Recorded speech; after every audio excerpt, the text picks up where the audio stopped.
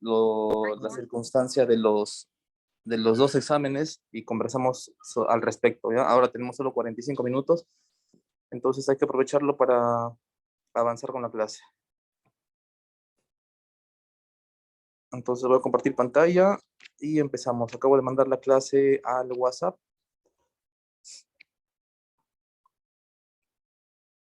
Muy bien. Caramba. Esto no se ve bien acá.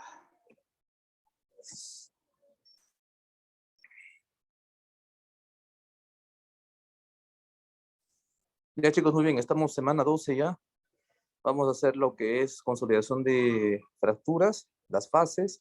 La definición ustedes ya la conocen, chicos. Le hicimos la vez pasada algo de fracturas, incluso una exposición de fracturas. Ahora vamos a profundizar un poco sobre también la lectura de placas narográficas. Y como parte también de que avanzamos algo en rehabilitación, vamos a hacer lesiones de partes blandas y su rehabilitación. ¿Ya? Entonces vamos a ver esos tres temas el día de hoy. Definición de fractura, les mandé un pasito en el que había definición de cada tipo de lesiones, ¿no? Esguince, luxaciones, luxofracturas, fracturas, desgarros musculares, distensiones ligamentarias y su definición, ¿no? Exactamente, una fractura es una solución de continuidad, o sea que la cortical ósea tiene un límite a partir de otra cortical ósea, ¿no? Eso es, digamos, lo que se entiende cuando decimos solución de continuidad ósea. No necesariamente todas las fracturas son de origen traumático, ¿ya? Tiene que haber una noxa y puede ser debido a un golpe o puede ser también, como dicen las letras chiquitas, debido a un tumor, osteoporosis, pueden ser quistes óseos, metástasis en problemas de cáncer como secundarismos, y también te da una fractura por estrés, ¿no? Demasiada actividad, sobre todo en el hueso tibial, en la tibia, diáfisis tibial, demasiada carga, chicos, ocurre unas microfracturas en las trabéculas, produce un dolor, el paciente presenta limitación y dolor intenso. Sacamos una gamografía, que es lo que se hace, con lo que se hace el diagnóstico, y vemos una solución de continuidad, ¿no? Eso se define como una fractura por estrés, ya que es por carga, chicos, no es por el efecto emocional del estrés, ya es por carga. Las fases de la consolidación de la fractura van a encontrar en la literatura múltiples clasificaciones, algunos dan 5, algunos dan 3.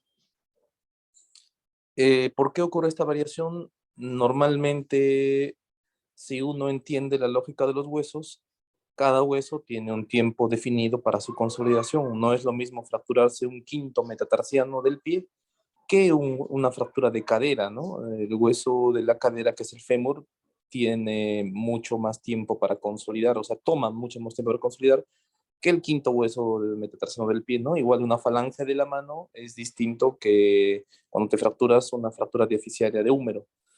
Por eso es que Doctor, hay disculpe, ¿podría dejar ingresar? A ver, vamos a ver quién está presente acá.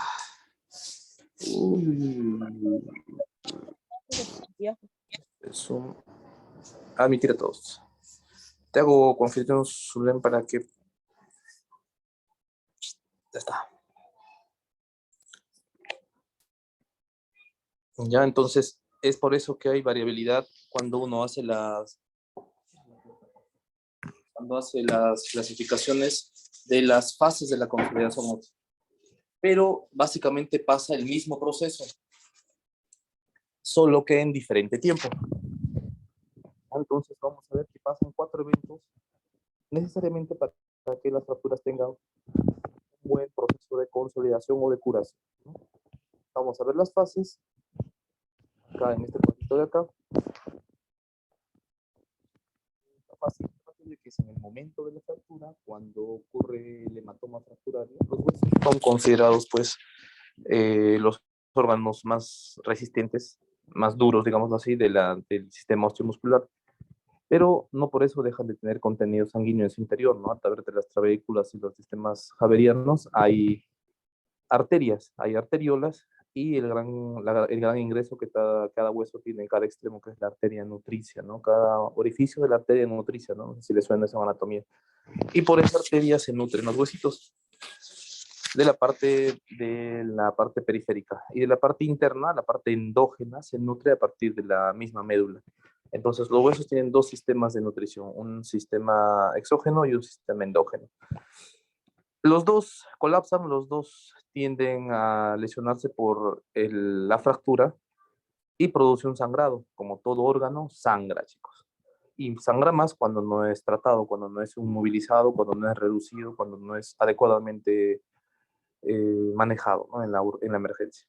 Entonces, este hematoma fracturario tiene todo esto de acá, ¿no? Es un coágulo que tiene fibrina, tiene fibroblastos, tiene bastantes osteoclastos porque van a necrosar la parte distal de los huesos para que ocurra la hemostasia, para que deje de sangrar. ¿Ya? También hay vasodilatación, hiperemia de los tejidos blandos debido al traumatismo y también como producto de la formación del hematoma. Ya por eso es que nosotros vemos en la área, la región equimótica en una zona de fractura. Eso pasa como primer evento en el momento. Puede demorar 2, 3, 5, 7 días. Cuando un paciente, por ejemplo, no ha sido tratado, los huesos siguen en movimiento, siguen inestables. Eso va a provocar la continuidad del sangrado y va a ocasionar un gran hematoma. Hasta 7 días puede ocasionarse esto, ¿no? Pero normalmente la teoría manda de que esto ocurre en el momento, ¿no? El sangrado ocurre en el momento. ¿Ya? Esto nos vamos a guiar en base a consensos en general en los huesos, ¿ya? Tomando como referencia los huesos largos, ya que el callo blando se va a formar a la segunda semana y el callo duro se forma a la sexta semana. Pero ya estamos diciendo que ustedes pueden encontrar infinidad de literatura, chicos, incluso solamente tres procesos, o a veces se encuentran 5 procesos, ¿no? Pero necesariamente tiene que pasar por el callo blando y el callo duro. Toda fractura pasa por callo blando o callo duro. Ya, el callo blando, llamémoslo así, acá está la definición mejor. Acá hay una fotito, uy, uy, uy, acá hay una fotito. ¿Ya? Entonces teníamos que los blastos, acá están los osteoblastos y los osteoclastos. Los osteoblastos en sí se van a diferenciar en células condrales, con lo cual se va a formar el callo blando, ¿no? Que está básicamente formada de tejido cartilaginoso. Doctor, Ese buenos tejido... días, disculpe. Doctor, Hola. ¿podría colocarlo su celular en horizontal? A ver, vamos a ver. A ver, por favor. A ver, vamos a ver. Mira, aquí entra en la laptop, pero como siempre hay un problemita en la...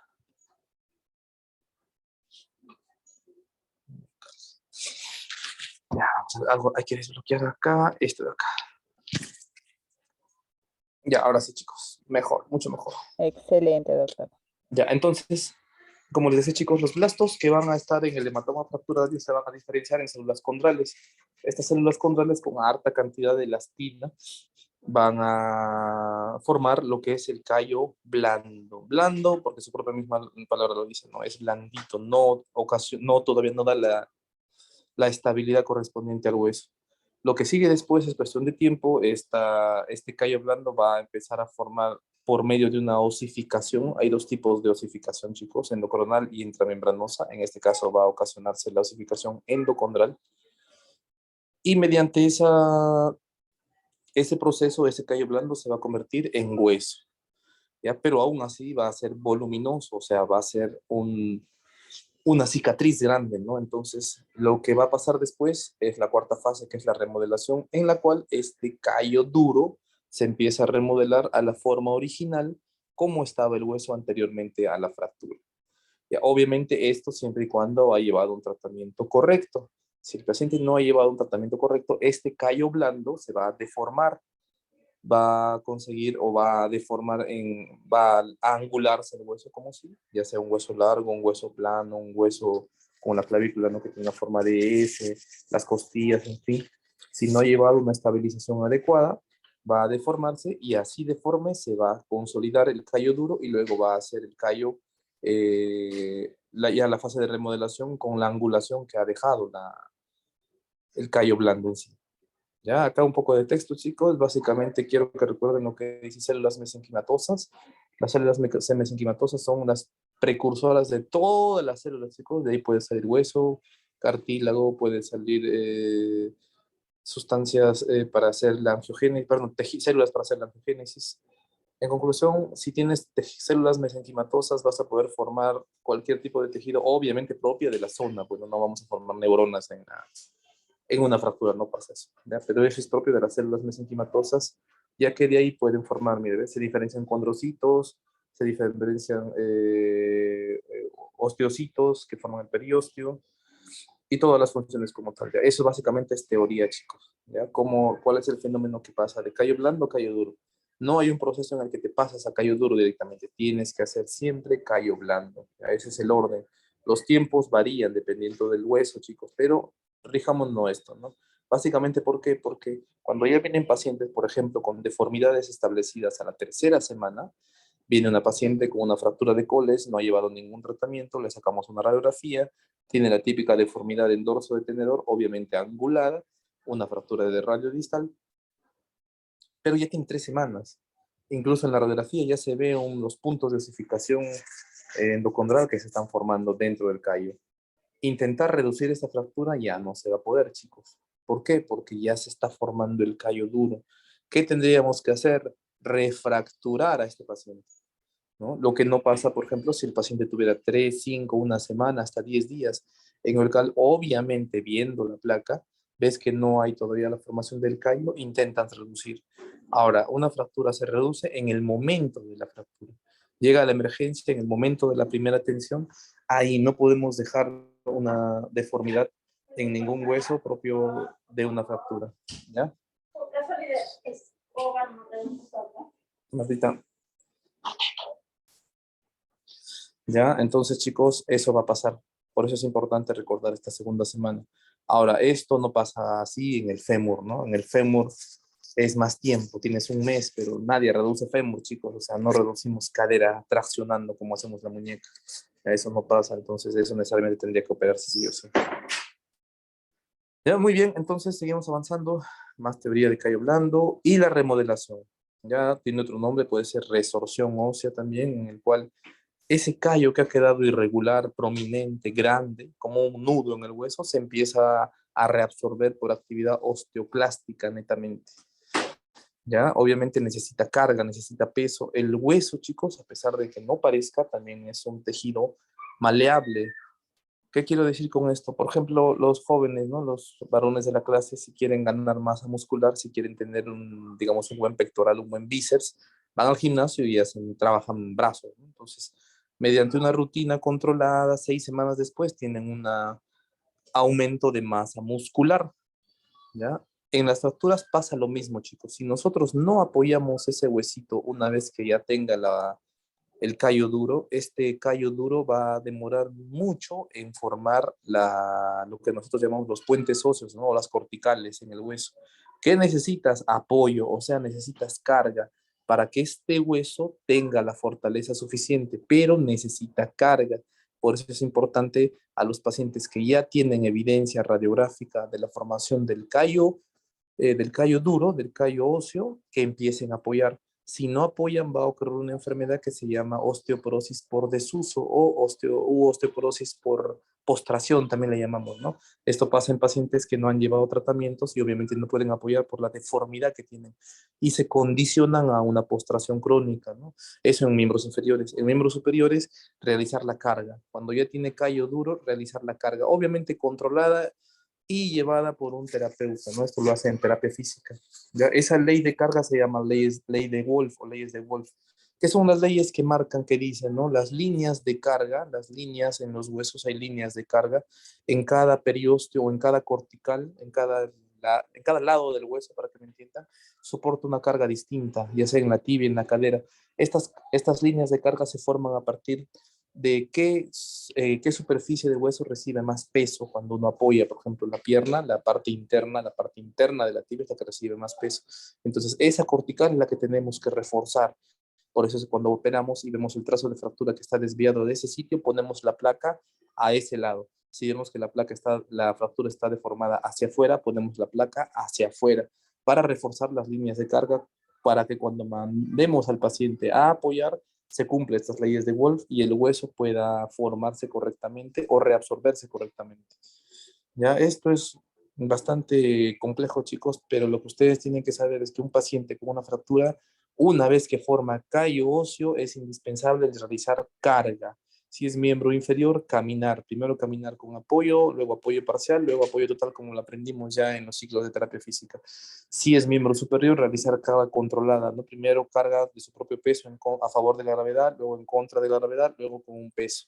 Ya son sucesiones que se llevan en semanas, ¿no? No vamos a darle carga de un día para otro. Son semanas de trabajo que más o menos, digamos, un número que toma 2 meses en realizar la carga completa, tal cual como el otro brazo pueda realizar, ¿no? Porque también eso hay que ver. Cuando son pacientes femeninos, vamos a poner un tope máximo midiendo la carga de peso en el brazo sano. ¿Qué quiero decir con esto? Por ejemplo, doctor, usted dice mandarle cargar peso, pero si la paciente con su lado sano carga 5 kilos, ese va a ser tu tope. Entonces empezamos con medio kilo. Empezamos primero con el brazo propio, ¿no? Propio brazo a favor de la gravedad. O sea, el paciente está boca abajo y solo hace balancín del brazo. Luego el paciente boca arriba y levanta el brazo. Eso es en contra de la gravedad. Ya más o menos un brazo pesa entre 2 kilos a 2 kilos y medio. ¿Qué es lo que estaría cargando el paciente? Pero si vemos que como su tope máximo de carga del lado sano es 5, no podemos sobrepasar ese límite, chicos, ¿ya? Entonces, eso también es importante, evaluar el lado sano para que no sirva de patrón, ya que cada persona es distinta en base a su contextura, el género, la edad. Esto, chicos, esta es la diapositiva que marca toda la exposición el día de hoy. ¿Ya? ¿Cómo es el tratamiento de las fracturas? Absolutamente a todas las fracturas, a todas, chicos, en emergencia se maneja el dolor. Y todo lo que implica eso, ponerle una férula le va a calmar el dolor. Entonces, no es solamente darle analgésicos, ¿ya? Toda fractura se inmoviliza. Por más expuesta que esté, hay que inmovilizar. Hay distintos aparatos y técnicas, ya sea con yeso, con arnés, con corsé, con tracciones, con férulas, con cabestrillos, inmovilizar la articulación o el hueso afectado o roto, ¿no? O fracturado en este caso. Eso es de emergencia, chicos. A toda fractura necesita analgésicos. No solamente es quedarnos viendo la placa y decir, ¿la vamos a operar? Sí, no la vamos a operar. Y hacer una discusión en base a teoría. En el momento de emergencia, los pacientes necesitan analgésicos y medidas que cedan el dolor. ¿Ya? Entonces, las distintas maneras como usando dispositivos ortéticos podemos disminuir el dolor son yesos, férulas, cabestrillos, arnés, vendajes, corsés, collarín, tracciones. Ya según el tipo de fractura que tengan, ¿no? Si es una fractura cerrada, hacemos una reducción en el momento y le ponemos yeso. Queda muy bien, sacamos una placa de control y lo mandamos al consultorio. ¿Qué pasa con las fracturas? Pasamos ya, una vez que manejas la emergencia, está estabilizado, le has calmado el dolor, le has puesto su yesito, ya se convierte en una urgencia. ¿Ya? Y las urgencias en las fracturas solamente tienen dos caminos, chicos. ¿Ya? Solo hay dos caminos para las fracturas. O se operan o no se operan. Y acá están todos los sinónimos de la cirugía, perdón, de la indicación quirúrgica cuando una fractura necesita un tratamiento, pues, quirúrgico, ¿no? Entonces, en urgencias definimos esto, chicos, no se olviden, estos son sinónimos, ¿ya? Por favor, puede tener un tratamiento quirúrgico, puede tener un tratamiento cruento, que es lo mismo, un tratamiento de osteosíntesis, que en definición la osteosíntesis es la reducción de los trazos fracturados de un componente óseo mediante el uso de metales. ¿Ya? Todo aquel que use metales es osteosíntesis. ¿Ya? O reducción abierta. Reducción abierta también indica tratamiento quirúrgico. ¿Ya? Entonces, reducción abierta más fijación interna incluso, es RAFI. ¿Ya? Ustedes cuando ven los reportes operatorios del área de traumatología van a ver así. Reducción abierta más fijación interna o RAFI. RAFI de húmero, RAFI de antebrazo, RAFI de peroné, RAFI de tibia. Ese es el acrónimo que usamos nosotros para indicar reducción abierta. El otro gran bloque de tratamiento puede ser no quirúrgico, ¿no? Ya que una fractura puede estar dentro de los parámetros de alineación después de una reducción. Puede ser no quirúrgico por la ubicación de la fractura. Por ejemplo, una de las fracturas que tiene gran tolerancia son las fracturas de húmero o las fracturas de glena de la escápula, en la cual aún más no quirúrgico. Ya de la muñeca, donde 2 milímetros ya te marcan ya el tratamiento. Uy, ya te marcan el tratamiento quirúrgico. ¿Ya? Entonces, sus sinónimos son no quirúrgico, incruento, conservador o reducción cerrada. ¿Ya? O también puede ser por indicación médica, ¿no? Tienes una bolita de 90 años con, no sé, por más que la placa diga que sí, Por más que esté desviado o angulado, ese paciente no se va a operar. Ya, muy bien. Entonces, vemos acá los dispositivos, chicos. El primero a la izquierda, eso es una férula, no se confundan. Cada férula tiene su nombre y apellido. Miembro inferior, esta férula va de la región sural, o sea, de la pierna. Acá vemos. Del tríceps sural, que son los dos gemelos del sóleo, acá de la parte posterior de la pierna hacia la parte de los dedos.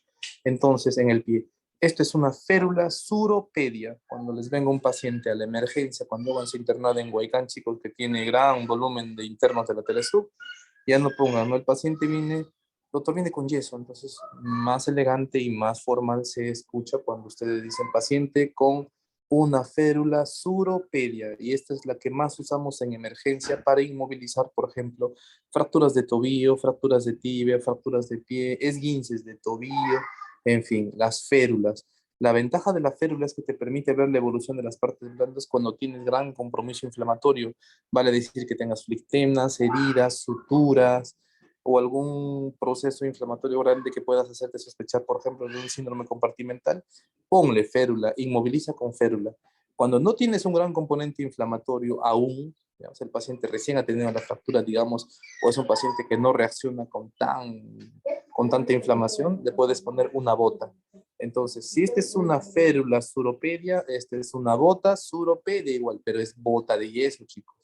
¿Ya? Esto es bota de yeso suropedia y esto es férula suropedia. ¿Ya? Eso es lo más frecuente que usamos en miembro inferior, igual en yesos. Ya acá vemos un yesito, acá abajo en el antebrazo hacia la palma. Entonces, este es un yeso antebraquio palmar. Si se dan cuenta, no están tomados los dedos, a diferencia de la férula suropedia, donde sí están tomados los dedos. Acá en el yeso antebraquio palmar no están tomados los dedos. Esto es indicado en fracturas de radio distal, por ejemplo, ¿no? Pero si tuviéramos una fractura del metatarsiano, hay que poner el yeso hasta la puntita de los dedos. Entonces sería un yeso antebraquio digital. ¿Ya? Entonces, eso marca hasta dónde está colocado el yeso, ¿no? Si es palmar, si es digital. Y acá empieza en el antebrazo, entonces es antebraquio. Si hubiera empezado un poquito más arriba en el brazo, sería braquio, braquio palmar, o braquio digital si el yeso fuera más hacia la punta de los dedos. ¿Ya? Igual para la férula, chicos. ¿Ya? Acá tenemos una férula antebraquio palmar. Doctor viene con una férula antebraquio palmar. Esto es una férula. O sea, es un medio yeso, pues, ¿no? Es como un tubo que lo partieras en la mitad, como una armadura. ¿Ya? La ventaja, como les vuelvo a decir, de la férula es que te permite la evaluación de las partes blandas. Entonces, si tienes un paciente que ha venido con una herida, una caída y una fractura, tú le suturas la herida, controlas la hemostasia, le brindas antibióticos y le pones una férula, que es lo mejor para que hagas las curaciones de la herida. ¿Ya? La desventaja de la férula es que no te reduce correctamente las fracturas. Entonces, si tuvieras una paciente con fractura de radio distal y una herida, además, en el mismo lugar de la lesión, sería bueno ponerle un yeso, ya que esto va a conservar el hueso en su sitio. Pero, ¿qué hacemos con la sutura? Entonces, hay técnicas, digamos, hay tips que los traumatólogos manejamos. Usando nuestro cortador de yeso, hacemos una ventanita para curar, ¿no? Pero eso ya es de especialidad, chicos. Lo que ustedes tienen que saber es esto, lo más básico de traumatología. ¿Cómo es una férula suropedia? ¿Cómo es una bota de yeso suropedia? O una bota de yeso, también algunos le dicen, ya se entiende que es suropedia, porque hay botas de yeso muslopedia, o sea, de más arriba. Básicamente te indica desde dónde viene, pues, ¿no?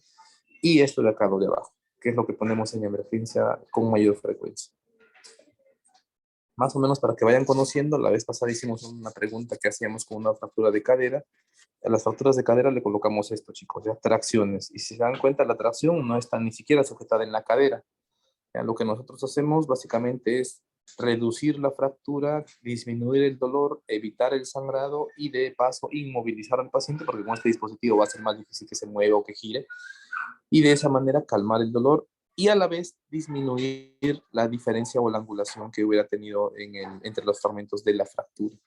¿Ya? Si se dan cuenta, los dos son tracciones, ¿ya? Pero hay una diferencia significativa, ¿no? Que uno es invasivo. Si se dan cuenta, el del lado derecho atraviesa el hueso, ¿ya? Y el del lado izquierdo solo es como un pegamento que está puesto mediante un dispositivo acolchado con un vendaje adhesivo que se pone.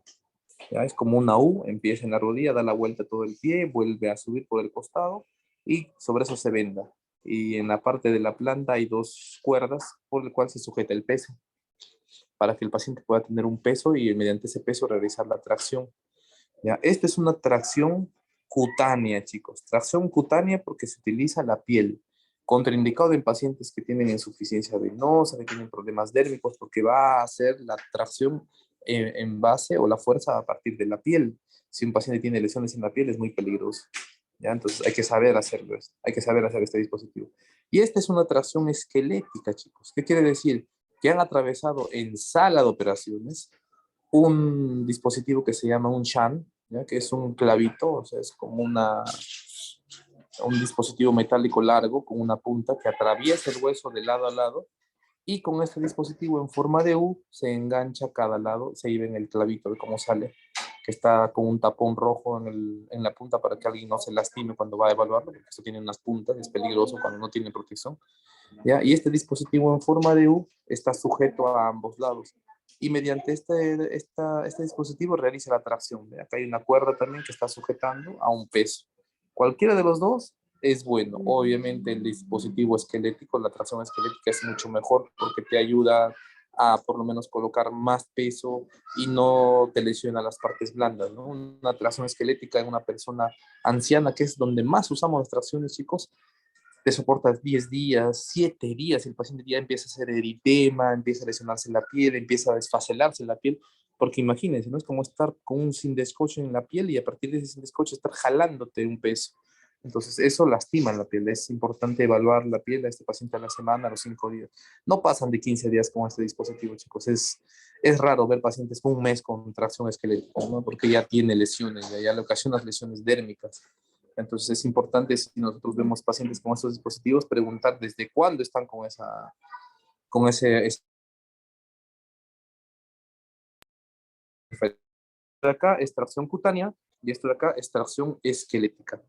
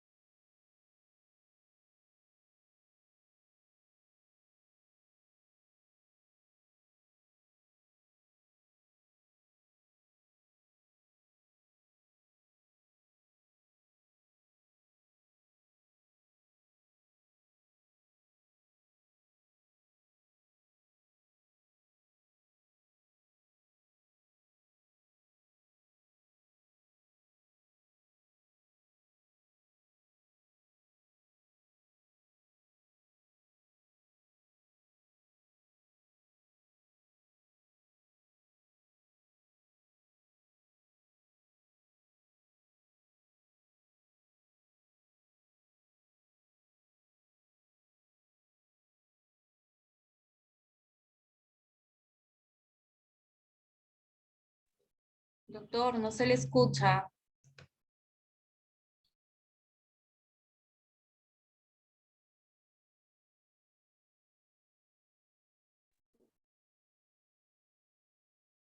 No está, no está.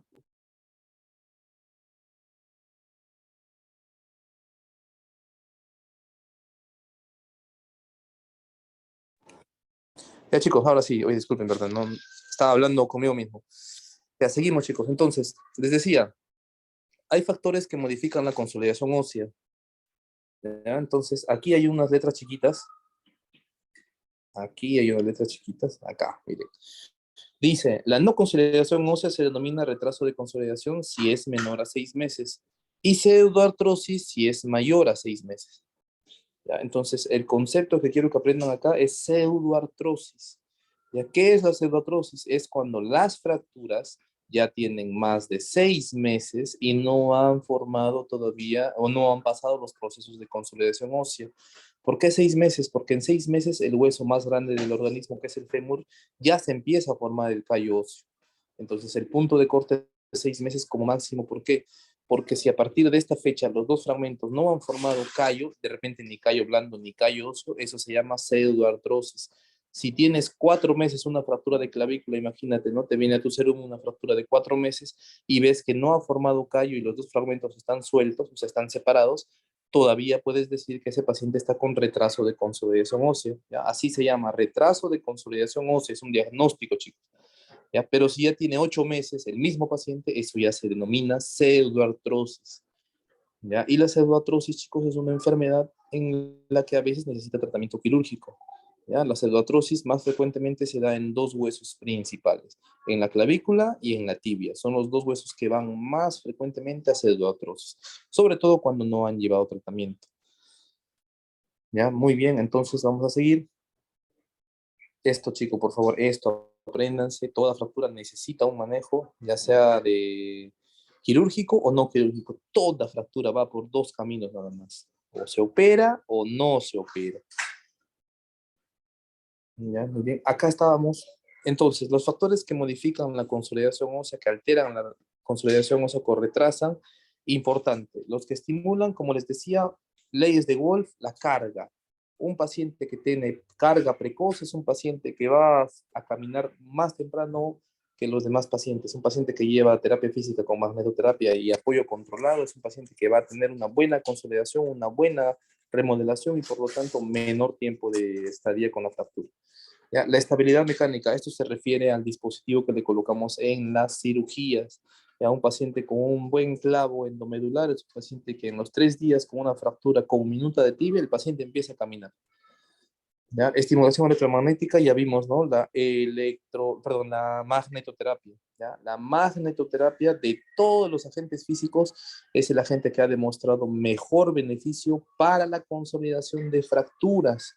¿Ya? Eso ya lo dijimos 1000 veces. Cada enfermedad o cada agente físico tiene su enfermedad para el cual funciona con más ventajas, con más beneficios. En este caso, la magnetoterapia está demostrado que brinda mejores efectos para fracturas. Ya, no por eso la electroterapia, la ultrasonidoterapia y todo lo demás no tenga efectos. Pero si tengamos que elegir uno como mejor alternativa, yo les puedo preguntar, ¿cuál es el agente físico que está demostrado que tiene mejor ventaja y beneficio para fracturas? Y les pongo ultrasonido, que en la teoría también tiene, ¿verdad? Les pongo láser, que en la teoría también tiene. Les pongo incluso radiación, que tiene ventajas para fracturas, pero ustedes ya saben que la magnetoterapia es el que te brinda más ventajas o mayores beneficios porque disminuye los tiempos de esas fases de consolidación ósea. ¿Ya? El aporte vascular es importante, chicos. ¿Ya? Esto, por ejemplo, pasa cuando tienes bastantes fragmentos. Si tienes bastantes fragmentos, hay más foco, hematoma fracturario en el foco, y esto va a hacer que al tener mayor contenido de blastos, la fractura tenga un menor tiempo de consolidación. Pero tienes que darle estabilidad.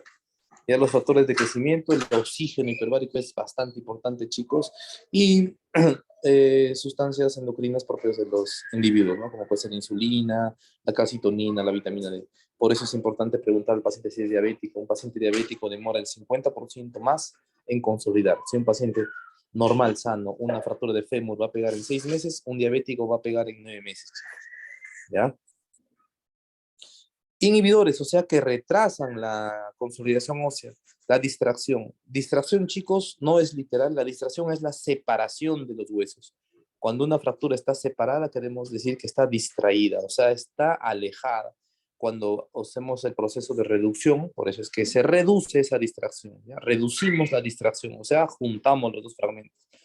Cizallamiento porque hay un fragmento colocado en un punto fijo y el otro fragmento está haciendo una palanca. Eso no va a pegar, chicos. ¿Ya? Inestabilidad mecánica, básicamente pacientes que no llevan tratamiento y que la fractura pues hace la movilidad, la gran movilidad ósea. Entonces esa fractura no se va a pegar, chicos. Interposición de partes blandas, eso también es importante. Fracturas articulares, sobre todo los ligamentos y los tendones se incrustan en el foco de fractura, lo cual impide que los fragmentos se junten. Es una de las causas por qué las fracturas articulares son necesariamente quirúrgicas. ¿Ya? Y trastornos metabólicos como corticoides, ya sabemos por el efecto inmunosupresor que tiene, la diabetes, por el efecto inmunosupresor que tiene la diabetes, la quimioterapia, la radioterapia, y aquí algo bien importante, chicos, el tabaco. ¿Ya? El tabaco es uno de los factores por lo cual la pseudoartrosis se muestra como tal, ¿no? Esa enfermedad pseudoartrosis es básicamente por retraso de consolidación por pacientes que tienen la manía de fumar. Incluso si ustedes van a las guías de salud, una contraindicación para la cirugía, por ejemplo, de regiones en las cuales la irrigación es retrógrada, como fractura de cadera o fractura de húmero proximal, es tabaco. Entonces viene una paciente con fractura de cabeza, de húmero y dice, doctor, me he caído, si usted tiene que operarse, señora. ¿Usted fuma? Sí, fumo, no le vamos a operar. Y es contraindicación absoluta, chicos, para cierto tipo de fracturas, el tener el hábito del tabaquismo, ¿ya? Porque ese paciente no va a consolidar, chicos. Hagas lo que hagas, ese paciente no va a pegar. Mejor déjalo ahí, un inmovilizador, le recomiendas que deje de fumar por 2 meses y le deseas suerte, pues, ¿no? Porque generalmente hacen pseudoartrosis, ¿ya? AINES, ¿por qué? Porque los AINES inhiben la cascada metabólica de la inflamación. Entonces nosotros necesitamos un proceso inflamatorio para formar el callo, como ustedes han visto. Necesitamos los blastos. Y si tú le das demasiados antiinflamatorios a este paciente, los AINES inhiben esta cascada. Entonces, por eso hay una teoría, una gran corriente en los traumatólogos en usar bastante lo que es el paracetamol, ¿no? Porque no es un AINE como tal y no inhibe. Pero también la intensidad dolorosa de una fractura llevada a manejarla con paracetamol, a veces quedamos muy cortos, ¿no? Necesariamente usamos AINES, hasta tramadol, digamos, ¿no? Entonces, eso también es variable. ¿Ya? Y las quinolonas, porque sí, las quinolonas en el efecto de las partes blandas y en el retraso de consolidación, hay estudios que han demostrado que las quinolonas como el ciprofloxacino retrasan la consolidación ósea, chicos. ¿Ya? Obviamente esto a partir de 30 a 60 días de tratamiento. ¿Ya? Una semana de quinolona no le va a hacer efecto. Ya, obviamente los tumores y las infecciones, ¿no? Vamos luego en los 2 minutos que nos quedan, tarde, chicos. Esto es importante, un repasito rapidito de las clases de radiología. Lo que quiero que aprendan es todo lo oscuro, todo lo negro en la placa se dice radiolúcido y todo lo blanco, todo lo que está clarito se dice radioopaco. Ya no se olviden, ahí están las flechas, chicos, ahí están las flechas. En las radiografías solamente tenemos 5 densidades. Tenemos densidad aire, densidad grasa, densidad agua, densidad calcio, que es el que quiero que aprendan, y densidad metálica cuando tienes dispositivos metálicos como clips o dispositivos que usan pues para anticoncepción, ¿ya? Pero esto, no se vayan a olvidar radiolúcido y radiopaco. Caso clínico va a venir con estos textos, radiolúcido y radiopaco, ¿ya? Y ya les estamos enseñando cuándo es radiolúcido, cuando la densidad más se acerca a la parte aérea, o sea, la densidad es de aire, o sea, oscuro, chicos. O sea, radiolúcido quiere decir oscuro. Un enfisema pulmonar vas a ver un gran área radiolúcida, un colapso pulmonar vas a ver un gran área radiolúcida. A diferencia de esto de acá, ¿no? Que es radiopaco, cuando ves un derrame pleural, ves una línea, ¿no? Y de esa línea para abajo ves una sustancia radiopaca, que es generalmente líquido pleural, que se ha pues derramado en un derrame pleural, ¿no? Eso, y cuando ves huesos, ves, ¿no? Las corticales óseas, el calcio en sí te va a hacer ver la forma de los huesos debido a la radioopacidad que tienen estas sustancias. ¿Ya? A partir de eso vamos a ver, caso 1. Aquí tenemos la fractura más frecuente del sistema osteomuscular, que es la fractura de Coles.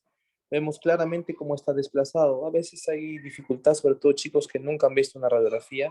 Por eso es que presentamos este casito de acá, para que ustedes tengan una referencia mediante una imagen y a partir de contrastar con una superficie sana, que es el del lado derecho, que está sano, ver cómo es una fractura, ¿no? Miren chicos, ahí está el dibujito, ahí está el trazo, ahí está la fractura, y cómo es la parte sana, cómo es una muñeca sana, vemos a la derecha cómo es una muñequita sana, ¿no? Y a partir de eso podemos definir en esta radiografía el tipo de incidencia. Tenemos una radiografía de muñeca, porque no salen los dedos, si saldrían los dedos es de mano, chicos. Esta es de muñeca, te enfoca netamente el radio y el cúbito distal. Tiene además de la fractura de radio, una pequeña fractura en el cúbito, una abulsión de la apófisis estiloides que se ve chiquitito en el cúbito, y una desviación típica de la fractura de Colles, ¿no? El fragmento distal está hacia dorsal, que eso te forma el dorso del tenedor. Ya chicos, entonces acá está el dibujito, nunca se olviden para aprender esto de acá. Sí, yo lo voy a hacer. Muy bien chicos, entonces, segundo caso, más o menos para que tengan idea, esto es una fractura de tibia. Si se dan cuenta, la fractura de tibia empieza desde arriba, eso hay que tener buen ojo chicos, miren, desde arriba empieza, incluso tiene un trazo interno y un trazo externo, ¿no? Esos dos trazos convergen, o sea, se unen en la parte de acá, ¿ven? Acá, y descienden para terminar de hacer la fractura en la parte diaficiaria. Tenemos la radiografía AP y la radiografía lateral. Acá sí se ve más claramente ya la fractura y cuál sería su tratamiento correspondiente, ¿no? Una estabilización con un clavo endomedular de tibia. Ya, chicos, entonces esto es importante. Ya mandamos en WhatsApp una que otra plaquita para que ustedes puedan practicar cómo ver las fracturas. Pero esto de que les va a llegar, chicos, les va a llegar fractura de radio distal es bien frecuente. Entonces tienen que aprender a ver cómo es esta imagen, sobre todo, ¿no? Muchas personas, incluida mi persona, cuando estaba en pregrado, tenía mucha dificultad para ver fractura, ¿no? Tú ves esta imagen y dices, ¿dónde está la fractura acá? La ves de lateral, ahí se ve un poco mejor, te enseñan con un grafiquito dónde está la fractura, ¿ve? Ahí está la fractura, y ya con eso, y con la práctica obviamente se te hace más familiar el reconocer un trazo de fractura. Ya chicos, entonces nos vemos en la tarde, por favor. Los que han visto su nota y necesitan hacer una corrección, hay 2 correcciones en el examen de medicina física, un punto a favor y una alternativa que está mal marcada. Eso ya lo vemos en la tarde. Lamentablemente ayer yo iba a corregir las notas, pero me cerraron el sistema, no puedo corregirlas. Estoy pidiendo que me aperturen para de paso cargar su TP de una vez, su nota de exposición. Hay chicos que no han expuesto porque no les dio la gana de exponer, eso ya es decisión personal, nadie los obliga. Y yo supongo que me aperturarán la sala o la modificación de notas para hoy en la tarde o mañana. Entonces, hasta hoy, antes de las clases de medicina física, si alguien tiene alguna observación puntual, chicos, con referencia y con foto de la pregunta, yo le voy a aceptar, porque ya pasaron 24 horas que publiqué las notas y que publiqué el solucionario. Ya, entonces eso también hay que ponernos estrictos. Y sobre los chicos que no han podido enviar sus exámenes, ya conversamos en la tarde. Ya, en la tarde, a partir de la 1:30, creo que tenemos la clase, hasta las 3. Y terminamos de hacer estas diapositivas, estas de acá, las lesiones de partes blandas, indicando su tratamiento específico que necesita para rehabilitación. Ya tienen las diapositivas ustedes y vayan averiguando qué tipo de lesión es y cuál es su tratamiento final. Ya chicos, muy bien, entonces con todos buenos días, nos vemos en la tarde.